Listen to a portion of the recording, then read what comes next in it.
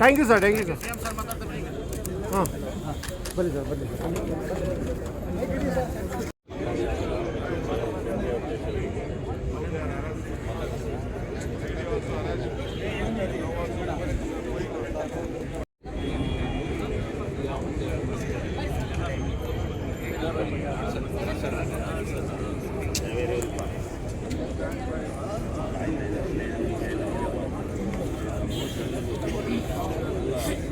ಮೂರು ತನಿಖಾ ಸಂಸ್ಥೆಗಳು ವಿಚಾರಣೆ ಮಾಡ್ತಾ ಇದ್ದಾರೆ.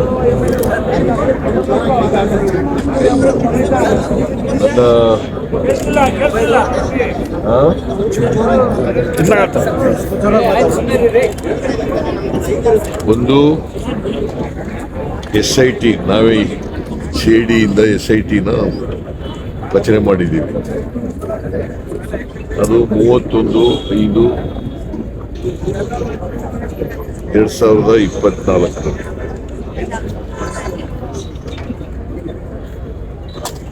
ಆಮೇಲೆ 3/6/2024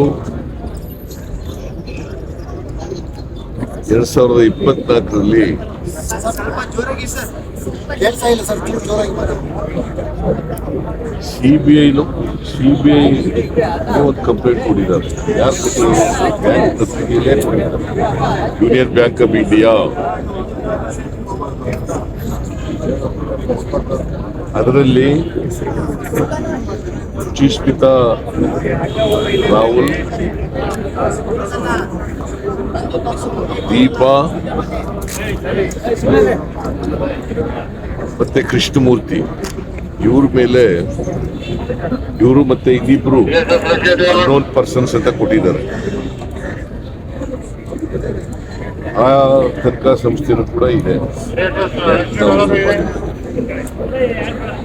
ಇನ್ನೊಂದು ಇಡಿ ಸ್ವಯಂ ಪ್ರೇರಣೆಯಿಂದ ತನಿಖೆ ಮಾಡ್ತಾರೆ.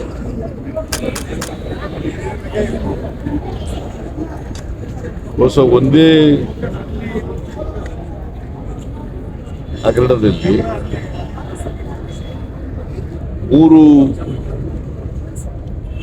ತನಿಖಾ ಸಂಸ್ಥೆಗಳು ವಿಚಾರಣೆ ಮಾಡ್ತಾ ಇರ್ತಕ್ಕಂಥದ್ದು. ಬಹುಶಃ ನನಗೆ ಗೊತ್ತಿರೋ ಮಟ್ಟಿಗೆ ಇದು ಒಂದು ವಿಶೇಷವಾಗಿ ಮಾಡ್ತಾ ಇದ್ದಾರೆ. ನನಗೆ ಯಾವುದು ಕೂಡ ಅನುಭವಕ್ಕೆ ಬಂದಿರಲಿಲ್ಲ. ಅದು ಅನುಭವಕ್ಕೆ ಬಂದಿರಲಿಲ್ಲ. 3 ತನಿಖಾ ಸಂಸ್ಥೆಗಳು ಒಂದೇ ಪ್ರಕರಣದ ಬಗ್ಗೆ ತನಿಖೆ ಮಾಡ್ತಾ ಇರ್ತಕ್ಕಂಥದ್ದು.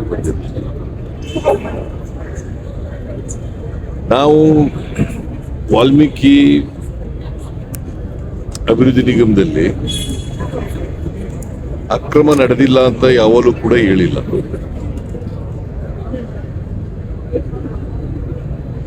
ವಿರೋಧ ಪಕ್ಷದವರು ಪದೇ ಪದೇ ಹೇಳ್ತಾರೆ 187,33,00,000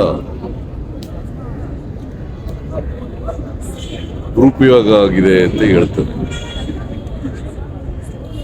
actually union bank of India MG ರಸ್ತೆಯಿಂದ ತೆಲಂಗಾಣಕ್ಕೆ ಹೋಗಿರ್ತಕ್ಕಂಥದ್ದು 89,63,00,000 ಮಿಸ್ಅಪ್ರೋಪ್ರಿಯೇಷನ್ ಆಗಿರ್ತಕ್ಕಂಥ ಹಣ 89,63,00,000. ನಾವು SIT ಮಾಡಿದ ಮೇಲೆ SIT ತ್ವರಿತವಾಗಿ ತನಿಖೆಯನ್ನ ಮಾಡ್ತಾ ಇದ್ದಾರೆ. ಈಗಾಗಲೇ 12 ಜನರನ್ನ ಬಂಧಿಸಿದ್ದಾರೆ. 34 ಕೋಟಿ ನಗದನ್ನ ರಿಕವರ್ ಮಾಡಿದ್ದಾರೆ. 34 ಕೋಟಿ ನಗದನ್ನ ರಿಕವರ್ ಮಾಡಿದ್ದಾರೆ. ಯಾಕಂದ್ರೆ ಈ 89,63,00,000 ಅಲ್ಲಿ ಬೇರೆ ಬೇರೆ ಜನರುಗಳಿಗೆಲ್ಲ ಹಂಚ್ಕೊಬಿಟ್ಟಿದ್ರು. ಸೊ ಅದನ್ನ ಕೆಲವರಿಂದ ರಿಕವರ್ ಮಾಡಿದ್ದಾರೆ. 34 ಕೋಟಿ ಹೆಚ್ಚು ಹಣನ ರಿಕವರ್ ಮಾಡಿದ್ದಾರೆ. ಇನ್ನು 46 ಕೋಟಿ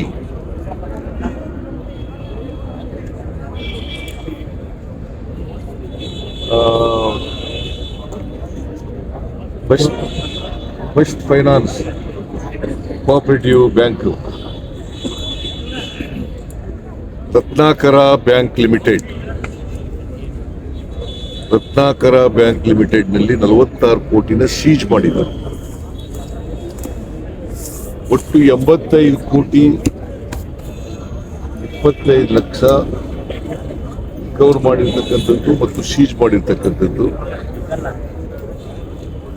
85 ಕೋಟಿ 25 ಲಕ್ಷ. ಒಟ್ಟು ವಿಶ್ವಪ್ರೊಪರೇಷನ್ ಆಗಿರ್ತಕ್ಕಂಥದ್ದು 89 ಕೋಟಿ 63 ಲಕ್ಷ.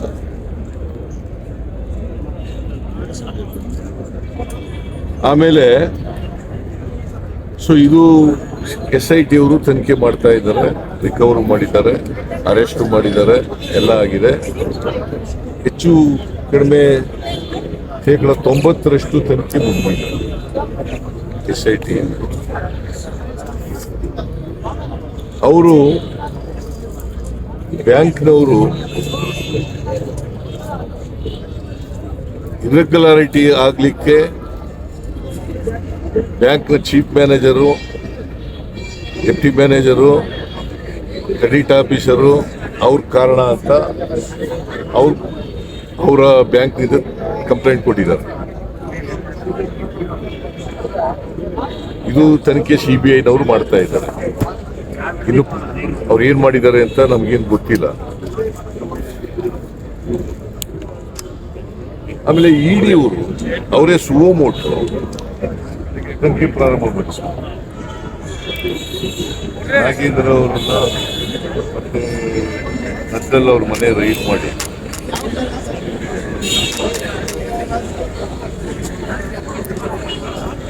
ನಾಗೇಂದ್ರ ಅವರನ್ನ ವಶಕ್ಕೆ ತಗೊಂಡು ಈಗ ಅವರು ಜುಡಿಷಿಯಲ್ ಕಸ್ಟಡಿ ಕೊಟ್ಟಿದ್ದಾರೆ. ನಿನ್ನೆ ಜುಡಿಷಿಯಲ್ ಕಸ್ಟಡಿ ಕೊಟ್ಟಿದ್ದಾರೆ.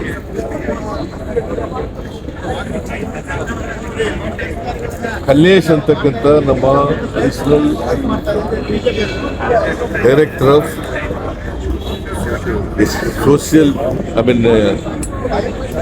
ಶೆಡ್ಯೂಲ್ಡ್ ಟ್ರೈಬ್ ವೆಲ್ಫೇರ್ ಡೆವಲಪ್ಮೆಂಟ್ ಇಲಾಖೆ ಅದರ ಇದಾಗಿದ್ದವರು, ಅದರ ಅಧಿಕಾರಿ ಕಲ್ಲೇಶ್ ಕಲ್ಲೆ ಅವ್ರನ್ನ 2 ಸಾರಿ ಕರೆದು ವಿಚಾರಣೆ ಮಾಡಿದ್ದಾರೆ ED ಅವರು. ಅವ್ರೇನ್ ಹೇಳ್ತಾರೆ ಅಂತಂದ್ರೆ, ಇವರು ಸ್ಟೇಟ್ಮೆಂಟ್ ಕೊಟ್ಟಿದ್ದಾರೆ 2 ದಿನ, ಮೊದಲನೇ ದಿನ 2ನೇ ದಿನ ಸ್ಟೇಟ್ಮೆಂಟ್ ಕೊಟ್ಟಿದ್ದಾರೆ. ಸ್ಟೇಟ್ಮೆಂಟ್ ಕೊಟ್ಟರು ಕೂಡ ಇವರು ಚೀಫ್ ಮಿನಿಸ್ಟರ್ನ ಮತ್ತೆ ಬೇರೆ ಮಂತ್ರಿಗಳನ್ನ ನಿಮಗೆ ಆದೇಶ ಇದೆ ಅಂತೇಳಿ ಬರ್ಕೊಡಿ ಅಂತ ಒತ್ತಾಯ ಮಾಡಿದ್ದಾರೆ. ED people have forced Kallesh to mention my name and also the other ministers that on the direction of the chief minister the money has been released because 43 ಕೋಟಿ 33 ಲಕ್ಷ ಟ್ರೆಜರಿಯಿಂದ ಹೋಗಿದೆ. 43 ಕೋಟಿ 33 ಲಕ್ಷ ಟ್ರೆಜರಿಯಿಂದ ಹೋಗಿದೆ. 187 ಕೋಟಿನಲ್ಲಿ 187 ಕೋಟಿ 33 ಲಕ್ಷದಲ್ಲಿ 43 ಕೋಟಿ ಟ್ರೆಜರಿಯಿಂದ ಹೋಗಿದೆ. ಅದಕ್ಕೂ ನಮಗೂ ಸಂಬಂಧ ಇಲ್ಲ. ನಾವು ನಮ್ಮ ರೂಲೇ ಇರೋದಿಲ್ಲ, ಫೈನಾನ್ಸ್ ಡಿಪಾರ್ಟ್ಮೆಂಟ್ ರೂಲು ಇರೋದಿಲ್ಲ. ಬಿಕಾಸ್ ಒಂದ್ಸಾರಿ ಬಜೆಟ್ ಪಾಸ್ ಆದಮೇಲೆ ಅವ್ರು ಸೆಕ್ರೆಟರಿ ಕೊಟ್ಬಿಡ್ತೀವಿ. ಸೆಕ್ರೆಟರಿ ಇಂಟರ್ ಡೈರೆಕ್ಟರ್ ಕೊಡ್ತಾರೆ, ಡೈರೆಕ್ಟರ್ ಇಂಟರ್ MD ಕೊಡ್ತಾರೆ. So this is the procedure. ನಮಗೂ ಅಂತೂ ಸಂಬಂಧ ಇಲ್ಲ. ನಾನು ಈಗಾಗಲೇ ಎಲ್ಲನೂ ಎಕ್ಸ್ಪ್ಲೈನ್ ಮಾಡಿದ್ದೀನಿ. ಬಿಕಾಸ್ ನಿಮ್ಗೆಲ್ರಿಗೂ ಕೂಡ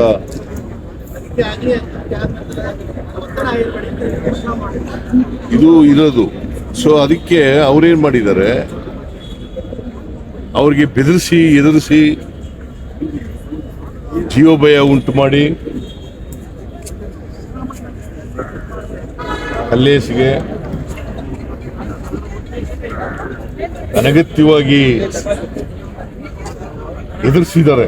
ನನ್ನ ಹೆಸರು ಕೊಡಿ, ನನ್ನ ಹೆಸರು ತೋರಿಸು, ನನ್ನ ಹೆಸರು ಹೇಳು ಅಂತ. Because they wanted to implicate my name illegally in the case. So ಅವರು ಕಂಪ್ಲೇಂಟ್ ಕೊಟ್ಟು ಕೇಸ್ ರಿಜಿಸ್ಟರ್ ಆಗಿದೆ. ಕಂಪ್ಲೇಂಟ್ ನಲ್ಲಿ ಹೇಳಿದ್ದಾರೆ ಏನೇನು ನಡೀತು, ಇಡಿ ಅವರು ಏನೇನು ಮಾಡಿದ್ರು ಅಂತ. ಸೊ ಒಟ್ಟಾರೆಯಾಗಿ ಅವರು ಕೇಂದ್ರ ಸರ್ಕಾರ ರಾಜ್ಯ ಸರ್ಕಾರವನ್ನ ಅಸ್ಥಿರಗೊಳಿಸಬೇಕು,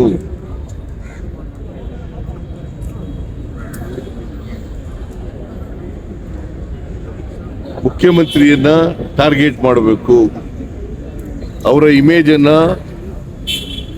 ಮುಖ್ಯಮಂತ್ರಿಗಳ ಇಮೇಜ್ ಅನ್ನ ಟಾರ್ನಿಶ್ ಮಾಡಬೇಕು, ಸರ್ಕಾರದ ಇಮೇಜ್ ಅನ್ನ ಟಾರ್ನಿಶ್ ಮಾಡಬೇಕು. ನಾವು ಪರಿಶಿಷ್ಟ ಜಾತಿ ಪರಿಶಿಷ್ಟ ವರ್ಗದವರಿಗೆ ವಿರುದ್ಧ ಇದ್ದೀವಿ ಅಂತ ಈ ರಾಜ್ಯದ ಜನರಿಗೆ ಹೇಳಬೇಕು.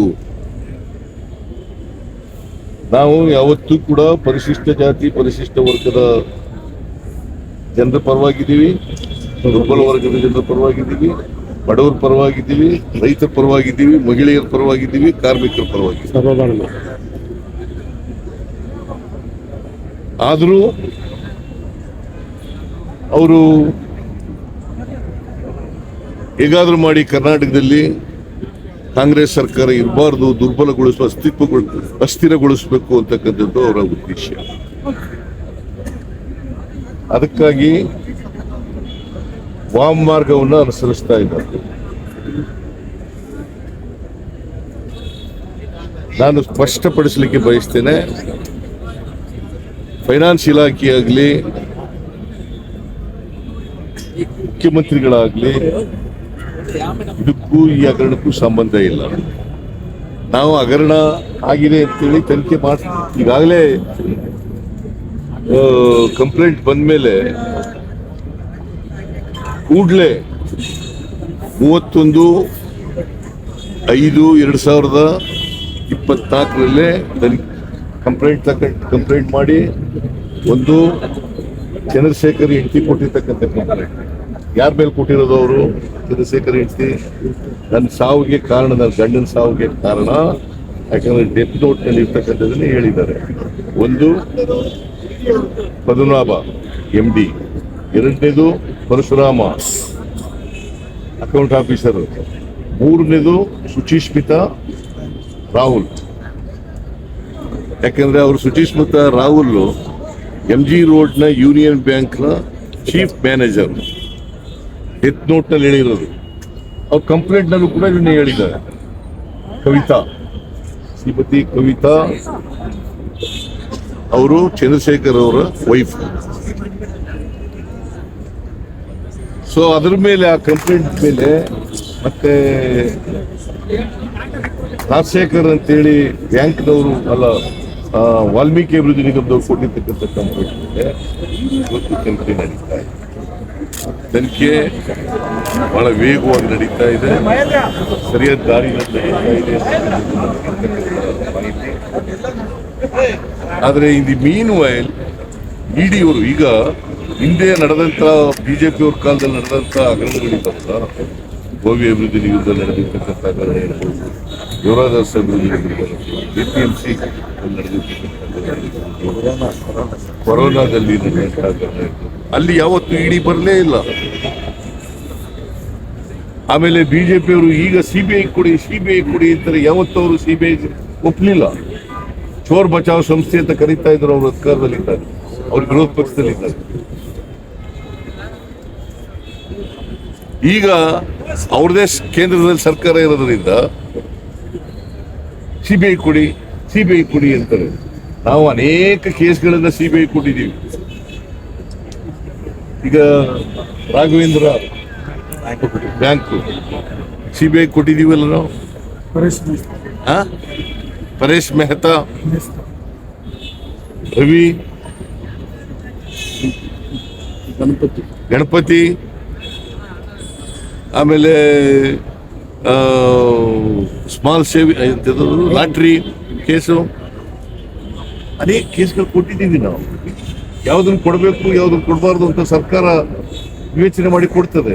ಯಾವುದಕ್ಕೆ ಅಗತ್ಯ ಇದೆ CBI, ಯಾವುದಕ್ಕೆ ಅಗತ್ಯ ಇಲ್ಲ ಅಂತೇಳಿ.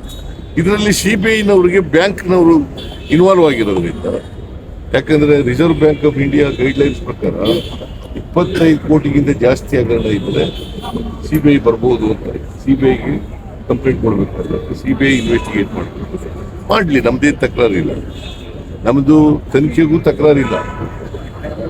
ಆದರೆ ಕಾನೂನು ಬಾಹಿರವಾಗಿ ತನಿಖೆ ಮಾಡಬಾರ್ದು, ಮಾಡೋದನ್ನ ಖಂಡಿಸ್ತೀವಿ. ಯಾರನ್ನೋ ಗುರಿ ಇಟ್ಕೊಂಡು ಮಾಡ್ತಕ್ಕಂಥದ್ದು. ನಮ್ದು ಚುನಾಯಿತ ಸರ್ಕಾರ 136 ಸ್ಥಾನಗಳನ್ನು ಕೊಟ್ಟಿದ್ದಾರೆ ಕಳೆದ ಚುನಾವಣೆಯಲ್ಲಿ.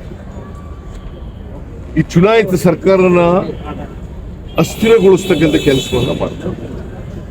ಇದನ್ನ ನಾವು ಖಂಡಿಸ್ಲಿಕ್ಕೋಸ್ಕರ ಇವತ್ತು ಸಾಂಕೇತಿಕವಾಗಿ ಪ್ರತಿಭಟನೆಯನ್ನು ಇಟ್ಕೊಂಡಿದ್ದೀವಿ. ಈಗ ಇದನ್ನ ವಿಧಾನ ಸಭೆ ಮತ್ತು ವಿಧಾನ ಪರಿಷತ್ತಲ್ಲೂ ಕೂಡ ಇದನ್ನು ರೈಸ್ ಮಾಡ್ತೀವಿ. ವಿಧಾನ ಪರಿಷತ್ ಕೂಡ ರೈಸ್ ಮಾಡ್ತೀವಿ. ಇದು ಪ್ರಜಾಪ್ರಭುತ್ವಕ್ಕೆ ಮಾರಕವಾದಂತ ನಡೆ. ಇದು ಪ್ರಜಾಪ್ರಭುತ್ವದಲ್ಲಿ ಯಾವುದೇ ತನಿಖೆ ಮಾಡಲಿ ಕಾನೂನು ಪ್ರಕಾರ ಮಾಡಬೇಕು. ಕಾನೂನು ಬಿಟ್ಟು ಈಗ ರಾಜಕೀಯ ದ್ವೇಷ, ರಾಜಕೀಯ ಸೇಡು, ಅದರಿಂದ ಮಾಡ್ತಕ್ಕಂಥ ಇದೆಯಲ್ಲ, ತೀವ್ರವಾಗಿ ಖಂಡಿಸ್ತೇವೆ. ಸರಿ, ನಾವು ನಮ್ಮ ಪಕ್ಷ ಇದನ್ನ ಪ್ರತಿಭಟಿಸುತ್ತದೆ. ಸರ್, ಈಗ ಪಾರ್ಲಿಮೆಂಟ್ ನಲ್ಲಿ ಇಡಿ ದುರುಪಯೋಗದ ಬಗ್ಗೆ ನಿಮ್ಮ ಪಕ್ಷದವರು ನಿನ್ನೆ ವಿಶ್ವೇಶ್ವರ ಹೆಗಡೆ ಕಾಗೇರಿ ನಿಮ್ಮ ವಾಲ್ಮೀಕಿ ವಿರುದ್ಧ ಬಗ್ಗೆ ಪಾರ್ಲಿಮೆಂಟ್ ಪ್ರಸ್ತಾಪ ಮಾಡಿದ್ದಾರೆ. ನಿಮ್ಮ ಪಕ್ಷ ಇಡಿ ದುರುಪಯೋಗದ ಬಗ್ಗೆ ಪಾರ್ಲಿಮೆಂಟ್ ನಲ್ಲಿ ಪ್ರಸ್ತಾಪ ಮಾಡ್ತಾರೆ ಸರ್ ಈ ವಿಷಯನ? ಇಲ್ಲ, ಅವ್ರ ಜೊತೆಲೂ ಮಾತಾಡಿದ್ದೀನಿ ನಾನು. ನಮ್ಮ ಹೈಕಮಾಂಡ್ ಅವ್ರ ಜೊತೆಲೂ ಕೂಡ ಮಾತಾಡಿದ್ದೀನಿ. They will also take up this issue. ಅಧಿಕೃತವಾಗಿ FIR ಆಗಿದೆ. ನಿಮ್ಗೆ ಕಾನೂನು ಹೋರಾಟಕ್ಕೆ ಏನಾದ್ರೂ ಅವಕಾಶ ಇದೆಯಾ? ಅದನ್ನೇನಾದ್ರೂ ಮಾಡ್ತೀರಾ ಅಥವಾ ರಾಜಭವನಕ್ಕೆ ಕಂಪ್ಲೇಂಟ್? ಸರ್, ಅಲ್ಲ ಸರ್, ಒಂದು FIR ಆಗಿರೋದ್ರಿಂದ ನಿಮ್ಗೆ ಅಥೆಂಟಿಕ್ ಆಗಿ ಒಂದು ಸಿಕ್ಕಿದೆಯಲ್ವ ಸರ್? ಇವಾಗ ಸರ್ಕಾರ ನೆಕ್ಸ್ಟ್ ಸ್ಟೆಪ್ಗೆ ಏನಾದ್ರು ಅನುಕೂಲ ಆಗುತ್ತಾ ಅಥವಾ ಮಾಡ್ತೀರಾ? ನಾವು ಕೂಡ ಕಾನೂನು ರೀತಿಯ ಹೋರಾಟ ಮಾಡಲಿಕ್ಕೆ ತಯಾರಾಗಿದ್ದೀವಿ. ಗೊತ್ತಾಯ್ತಾ? ಈಗ ಐ ಡೋಂಟ್ ನೋ ಇಡಿ ಅವ್ರು ಏನ್ ಮಾಡ್ತಾರೆ, CBIನವ್ರು ಏನ್ ಮಾಡ್ತಾರೆ ಅಂತ ಗೊತ್ತಿಲ್ಲ ನನಗೆ. ನಾವು ಈಗಾಗಲೇ ಸುಮಾರು 90 ಭಾಗದಷ್ಟು ಇನ್ವೆಸ್ಟಿಗೇಷನ್ ಮುಗಿದಿದೆ SIT ಇಂದ. ನಾವು we are doing it, enquiry ಮಾಡ್ತಾ ಇದ್ದೀವಿ. ಯಾರು ತಪ್ಪಿಸ್ತಿದ್ದಾರೆ ಅವ್ರ ಮೇಲೆ ಕಠಿಣವಾದಂಥ ಕ್ರಮ ತಗೋತೀವಿ. ಯಾರನ್ನೂ ಕೂಡ ನಾವು ಮುಲಾಜಿಗೆ ಒಳಗಾಗಲ್ಲ. ಯಾರೇ ತಪ್ಪು ಮಾಡಿದ್ರು ಕೂಡ ಅವ್ರ ಮೇಲೆ ಕಠಿಣವಾದ ಕ್ರಮ ತೆಗಿತೀವಿ. ಯಾರನ್ನು ರಕ್ಷಣೆ ಮಾಡ್ತಕ್ಕಂಥ ಕೆಲಸನೂ ಕೂಡ ನಾವು ಮಾಡೋಣ. ಯಾರನ್ನು ಕೂಡ ರಕ್ಷಣೆ ಮಾಡ್ತಕ್ಕಂಥ ಕೆಲಸ ಮಾಡಲ್ಲ. ಸೊ ಅದರಿಂದ ನಾವು ತಪ್ಪಿತಸ್ಥರಿಗೆ ಶಿಕ್ಷೆ ಕೊಡ್ತೀವಿ.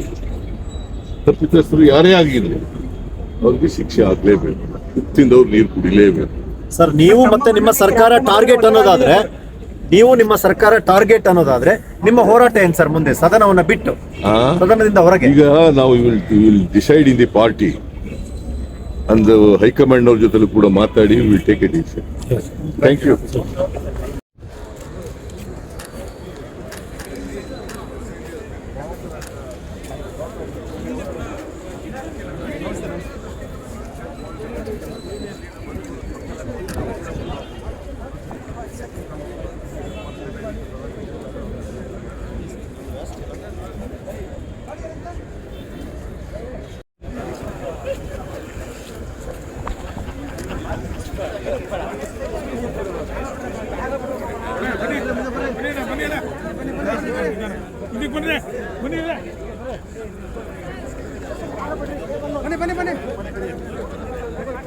ಬರೋಣ ಈ ಕಡೆಗೆ,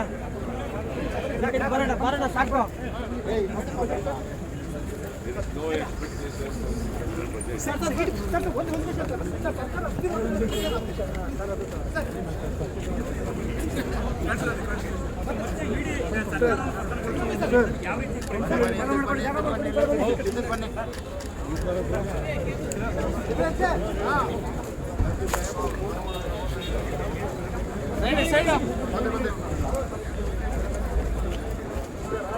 ಪ್ರದೀಪ